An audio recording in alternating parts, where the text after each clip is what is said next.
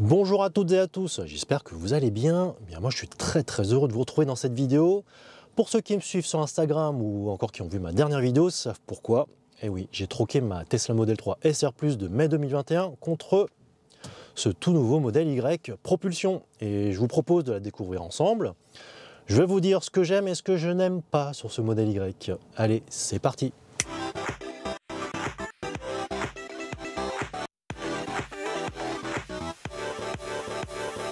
Alors au niveau des dimensions extérieures, ce modèle Y, même s'il est basé sur le modèle 3, il est un petit peu plus imposant. En longueur, il fait 4,75 m contre 4,69 m sur le modèle 3. Il est aussi un petit peu plus large avec 2,13 m contre 2,08 m, rétroviseur inclus. Et d'ailleurs, en parlant des rétroviseurs, ils n'ont pas la même forme sur le modèle Y. Ici, ils ont une forme un peu plus carrée que rectangulaire, étirée à l'horizontale comme sur le modèle 3. Et alors, au niveau de la hauteur, le modèle 3 faisait 1,44 m. Ici, le modèle Y fait 1,62 m. Et au niveau de l'empattement, on a 2,89 m contre 2,875 m sur le modèle 3. Et au niveau de la garde-sol, on gagne 3,2 cm et on a donc 17,2 cm de garde-sol contre 14 cm sur le modèle 3. Alors ce modèle Y est équipé de jantes de 19 pouces, ici chaussées avec des pneus Hankook Ventus S1 Evo 3 spécialement pour les véhicules électriques. Alors les dimensions du pneu sont de 255 45 19. Et en regardant un peu les prix, on est aux alentours des 300 € par pneu. Donc il faudra prendre ça en considération lorsqu'il faudra changer les pneus. Comme je vous en avais parlé dans ma précédente vidéo, Tesla a mis en place donc Tesla Vision, donc qui va baser son système de pilotage grâce aux caméras. Donc il a supprimé les capteurs de stationnement avant et arrière. Donc ouais, c'est pas très pratique hein, quand on stationne, alors surtout à l'avant parce que comme il n'y a plus de bip bip et qu'on n'a plus non plus de schéma sur l'écran, eh bien c'est un petit peu embêtant, mais bon. Quand on se lève un petit peu comme ça là, pour voir, ça passe encore. Mais bon, il faudra faire très attention quand même. Ce qui est pratique quand même, c'est que la caméra arrière est toujours là, hein, heureusement d'ailleurs. Donc bon, il faudra aussi faire attention. On n'a pas non plus de repères sur l'écran, donc il faudra faire très attention. Bon, mais encore une fois, au niveau des feux, je trouve un petit peu dommage qu'on n'ait pas les clignotants à défilement. Ça, je l'avais déjà noté quand j'avais réceptionné ma Model 3 en mai 2021. Alors par contre, ce qui est appréciable, c'est que j'ai les nouveaux feux à l'arrière, avec le clignotant qui est un petit peu plus long par rapport à la Model 3 SR Plus de 2021.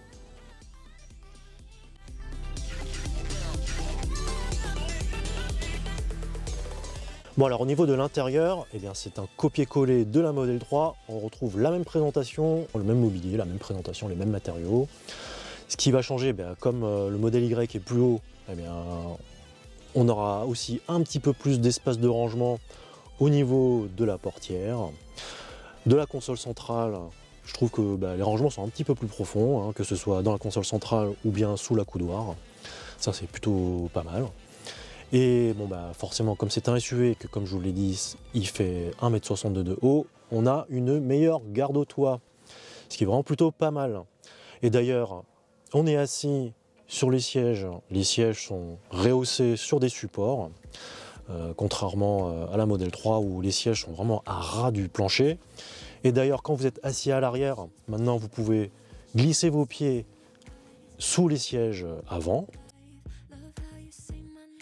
Alors je ne sais pas si vous avez remarqué, mais moi ça m'avait pas mal étonné dans la Model 3, comme on est assis vraiment très près du plancher, et quand vous rapprochez vos pieds vers le siège, vous sentez qu'il y a un petit niveau en fait. Et bien là dans le modèle Y, le plancher est parfaitement plat, on ne retrouve pas la même chose dans le modèle Y. Et pareil pour l'arrière, hein, comme dans le modèle 3, on n'a pas de tunnel de transmission.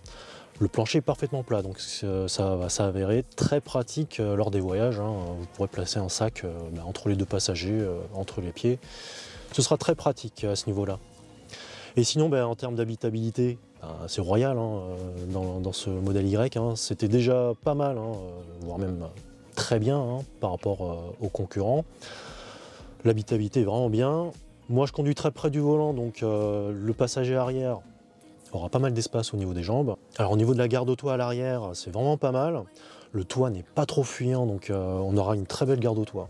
Bon, bien par rapport à la Model 3 SR Plus de mai 2021 que j'avais, il y a quand même eu quelques économies qui ont été faites. Eh bien, notamment le réglage lombaire là, du siège passager qu'on ne retrouve plus, qui était présent sur donc ma Tesla Model 3 SR Plus. Deuxième petite économie qui est apparue, je crois, sur les modèles fin 2021, début 2022.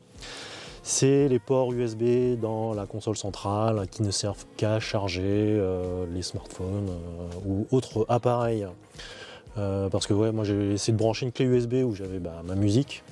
J'avais beau brancher, je regardais sur l'écran, je ne voyais pas ma musique en fait.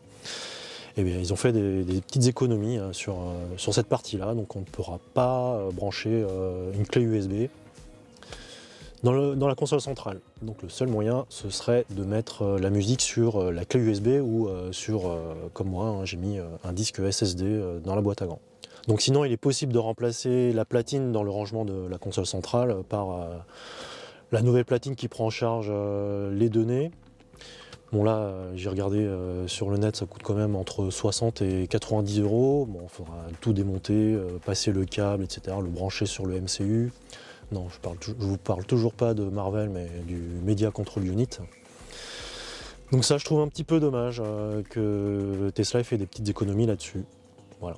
Donc sinon, avec un adaptateur USB-A, USB-C, là, j'ai fait un petit test là, avec ce que j'ai sous la main, un hub de chez Jowa, que j'ai relié dans la boîte à gants avec cet adaptateur-là. J'ai connecté une clé USB et j'ai relié un disque SSD pour la dashcam. Et avec ce petit montage, j'arrive à avoir la musique qui se trouve sur ma clé USB. Alors sur le modèle Y, le toit vitré est d'un seul tenant, contrairement sur le modèle 3 où le renfort est en plein milieu du toit. Là, le renfort est un peu plus à l'arrière. Alors l'inconvénient, c'est que on n'a pas une très bonne rétrovision dans le rétroviseur. On n'a vraiment pas beaucoup de vision à l'arrière. Hein. C'est très très rétréci, hein, comme vous pouvez le voir là à l'instant. Ça, je trouve un petit peu dommage. Donc il faudra faire aussi très attention à ce niveau. Bon, alors sur le modèle 3, en termes de rétrovision, on n'était pas non plus très bien servi parce que en fait, la planche arrière, elle était un peu inclinée vers la hauteur comme ça. On avait aussi, je sais pas, une petite sensation bizarre de rétrovision aussi dans le modèle 3. Donc bon, l'un dans l'autre, bon, c'est quand même un peu moins bien dans le modèle Y, mais voilà. C'était un point que j'avais noté aussi. Bon, alors pour les possesseurs de modèle Y, je ne sais pas si vous avez la même sensation que moi, mais j'ai pas l'impression que le rétroviseur intérieur et les extérieurs, les volumes soient bien représentés. J'ai l'impression que c'est, je sais pas, je vois pas les mêmes dimensions par rapport au rétroviseur intérieur et ceux à l'extérieur. Bon, dites-moi si c'est le cas pour vous aussi. Sinon, en termes d'équipement, sur la Model 3 SR Plus et sur les modèles Model 3 Propulsion de 2022, il y a quelques économies qui ont été faites, hein, sachez-le, notamment sur le système audio. Alors comme moi sur ma Model 3 SR Plus, il y avait les haut-parleurs qui étaient présents là, dans le montant supérieur et au niveau du rétroviseur. On pouvait les activer via un petit boîtier que j'avais installé moi sur ma Model 3 SR Plus. Et ce qui est appréciable dans le modèle Y, c'est que on a les mêmes équipements que sur la modèle grande autonomie, et notamment le système audio. Et ça, qu'est-ce que ça change! Et oui, il a 13 haut-parleurs, un caisson de basse et 2 amplificateurs. Et bon, le son immersif, vous l'avez aussi hein, sur les modèles d'entrée de gamme, modèle 3 d'entrée de gamme. Et là, franchement, je vais vous faire écouter ça. Mettez des écouteurs. Parce que franchement, ça vaut vraiment la peine. Et j'ai vraiment été bluffé par la qualité du système audio. Allez, je vous fais écouter ça. Bon alors là, il va falloir enfiler un casque ou mettre des écouteurs parce que vous allez vraiment entendre ce que j'entends et je vais vous donner un aperçu du système audio du Tesla Model Y. Allez, mettez un casque, j'insiste.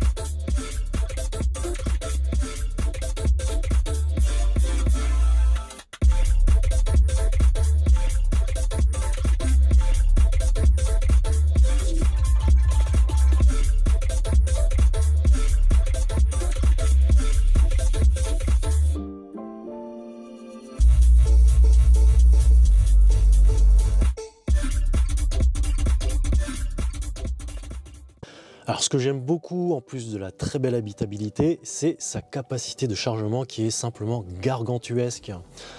Eh bien bon, la Model 3 n'avait pas à rougir de ce côté-là, hein. Je vous rappelle que grâce à des sacs sur mesure, on pouvait emporter mais vraiment beaucoup d'affaires dans le coffre.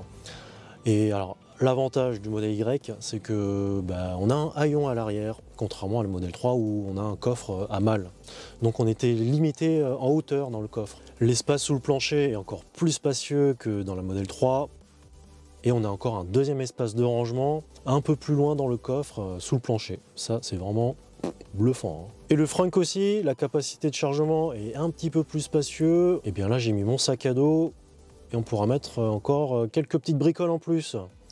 C'est vraiment étonnant et épatant d'avoir autant de capacité de chargement. Alors, chose que j'apprécie dans ce Tesla Model Y, c'est sa bonne insonorisation. Et en plus, concernant les vitres arrière, elles sont aussi teintées, contrairement à la Tesla Model 3 SR+, dont je disposais.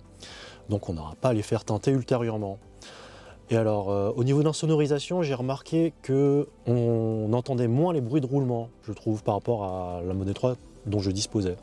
Alors, je ne sais pas si c'est grâce à une meilleure insonorisation au niveau des passages de roues ou les pneus qui sont moins bruyants, je sais pas. Là, on a des Hankook alors que sur la Model 3, j'avais des Michelin Pilot Sport.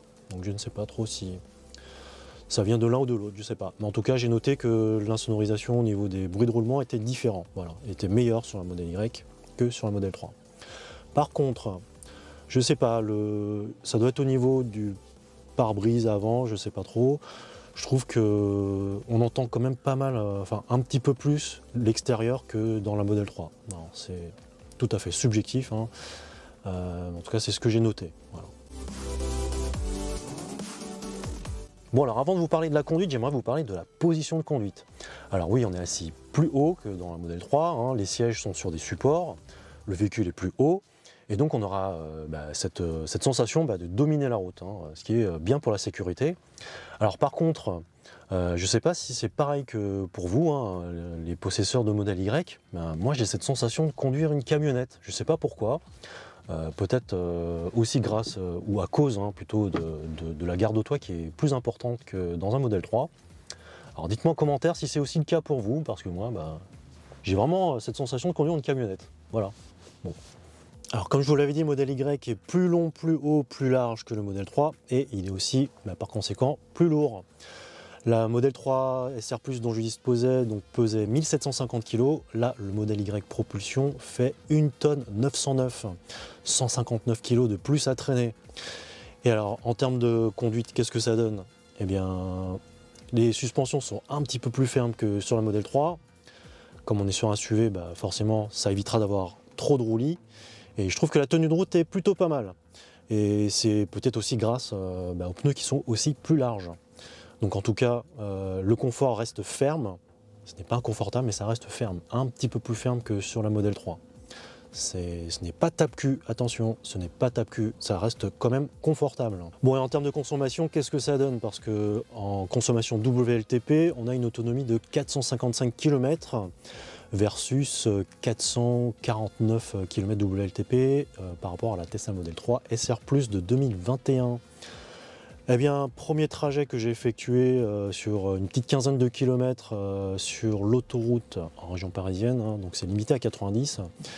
J'ai obtenu une consommation de 123 Wh par kilomètre, alors qu'il faisait 4 degrés. J'avais mis donc la climatisation entre guillemets à 18 degrés en manuel toujours, hein, si vous avez suivi mes précédentes vidéos. Et j'avais mis le volant chauffant, donc moi je trouve que c'est plutôt pas mal pour la météo. Et pour le trajet que j'ai fait, c'est très encourageant. En tout cas, je ferai des tests un petit peu plus poussés sur autoroute dans une prochaine vidéo. Alors n'oubliez pas de cliquer sur la cloche pour ne pas rater ma prochaine vidéo. Alors autre chose que j'avais noté, c'est au niveau du système de freinage régénératif. Alors même s'il est temporairement réduit, je trouve qu'il est un petit peu plus fort que sur la Tesla Model 3. Bon alors le 0 à 100 en 6 secondes 9, est-ce qu'on les ressent? Oui, on les ressent, hein, vu que moi j'avais la Model 3 SR+, qui était à 5 secondes 6. Clairement on les ressent, hein, la seconde et demie d'écart, on la ressent. Mais bon, est-ce que c'est rédhibitoire, hein? Franchement non, parce que moi je trouve que c'est très réactif. Hein. Moi c'est ce que j'aime dans les véhicules électriques, c'est que dès qu'on sollicite l'accélérateur, eh bien ça répond bien. Hein. Vous pourrez même faire bouger les têtes des passagers comme ça avec l'accélérateur. Donc franchement, moi je trouve que c'est même plus confortable pour les passagers quand vous mettez pied au plancher. Hein. Donc franchement, là 6 secondes 9, hein, c'est vraiment pas une punition, surtout si vous venez d'un diesel qui fait le 0 à 100 en 8-10 secondes. Là, 6 secondes 9, hein, vous allez vraiment apprécier l'accélération. Alors ce que j'apprécie dans ce modèle Y, tout comme les modèles 3 de 2022, et pour l'avoir essayé dans la Tesla Model 3 de Xav, hein, qui avait une Tesla Model 3 de début 2022, c'est le volant chauffant. Ça, c'est vraiment très appréciable par la météo qu'il fait en ce moment.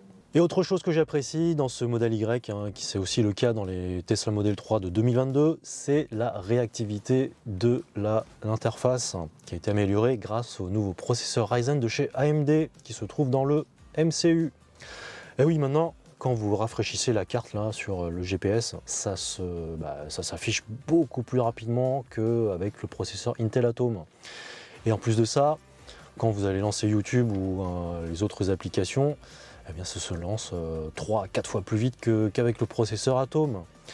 C'est beaucoup plus agréable et moi je trouve que ça donne plus envie de regarder YouTube quand on est à l'arrêt. Honnêtement, moi tellement c'était lent avec le processeur Intel Atom, j'avais tendance à regarder YouTube sur mon téléphone, donc ça avait moins d'intérêt. Mais là, c'est beaucoup plus rapide et c'est beaucoup plus agréable je trouve. Et bien voilà, c'est terminé pour cette vidéo, j'espère qu'elle vous aura plu et j'espère que je vous aurai éclairé sur ce tout nouveau modèle Y Propulsion. N'hésitez pas à me lâcher un pouce, à vous abonner et à cliquer sur la cloche pour ne pas rater ma prochaine vidéo. Et bien sur ce, je vous dis portez-vous bien. Si on ne se voit pas d'ici là, passez de bonnes fêtes, soyez prudents sur la route et je vous dis à la prochaine. Allez, salut!